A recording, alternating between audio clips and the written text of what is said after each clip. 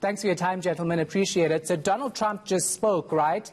And he says he's done a lot to rebuild the economy. He's handled the coronavirus situation properly by getting a vaccine out in 9 months and so many other boastful things. What do you say? We'll start with you, Fertice. Well, thank you for the opportunity. I think most people with an even hand will see that, yes, he was incredibly boastful, but the lack of delivery on many of the campaign promises he made really fell far short, and he divided the country in such a great way that it would take, I think, a couple of administrations to repair some of the work that was done by the previous administration, the Obama administration. So there are a lot of issues. I can touch upon them, but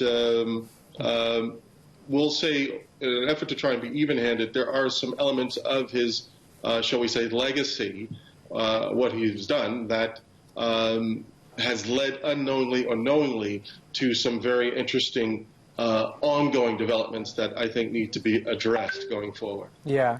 Ricardo, let's bring you in. And just to advise our viewers, on the right of their screen, they're seeing the church, that St. Matthew's Church in Washington. That's where Joe Biden will start off the proceedings. This, of course, ahead of the inauguration at 6 o'clock, which we will take live. So as we wait for Joe Biden, Ricardo, let's talk a bit more about what Donald Trump had to say. He says it was an incredible 4 years. Now, of course, there are many Americans who would disagree, but there were still 75 million Americans who supported Donald Trump this year. No, there's no doubt about that, Shahan. And I think, what's very clear, as my American counterpart says there in Cape Town, is that it was a lot of boasting and a lot of pomp and circumstance, and we saw that now. And what happens is that if you start believing it yourself and you have believers that are in your camp, then you just cause an avalanche. And apparently, what we found is that after 4 years, that as much as it was the most votes, ever, it wasn't only because of Donald Trump. It was because there was too much apathy and perhaps too much complacency amongst us Americans, me included, that weren't involved in the process enough. So if there's any credit that we can give to Donald Trump over the 4 years, and this can obviously be controversial, perhaps he helped to get the vote out. And in a lot of ways, he probably got the vote out because of what not to be. And I think it's very important to understand that America has a lot of things that it proposes that it is, but what we learned through Donald Trump is we learned what we are not. Yeah. And race relations in the United States, many would say, reached its peak under his watch. No doubt that he did not create the racial divide in the United States. We know that's been there for a good couple of decades. But many argue that he did not handle the situation properly, especially since he resisted denouncing white nationalists. We know that there were calls for him to take action against black people who were killed at the hands of police. But Donald Trump did none of that. Fertice, Joe Biden has a lot to do when it comes to that racial divide, and we know him alone can't fix that issue.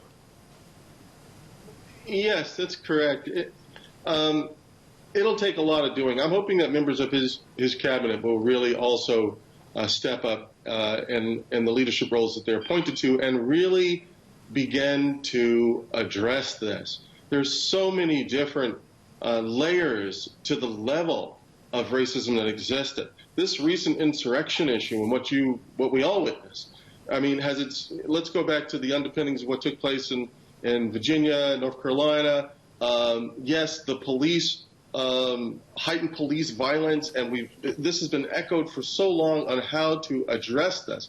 The police have been getting funded at such a high level that it's become a militaristic force within the country, when the method should be much, much different for a developed country. If you look at other developed countries around the world, you see that their system of policing is far more, shall we say, have a measure of understanding and an acknowledgement around family values and systems and community policing that could change things. And I'm hoping that the Biden administration really looks at this through so many different means, being housing, urban development, so many different ways to address this.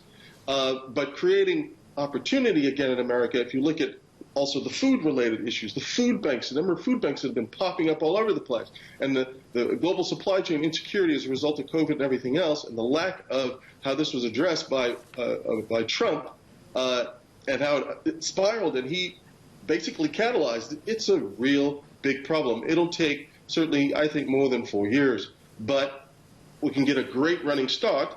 And so I'm hoping that the administration will move it in the right direction strategically and immediately, with reversal of some of the policies that were implemented. So I'll leave it there and park it for other American friend to speak on. All right, gentlemen, we're going to leave it right there because we are getting those live visuals of Joe Biden at the church.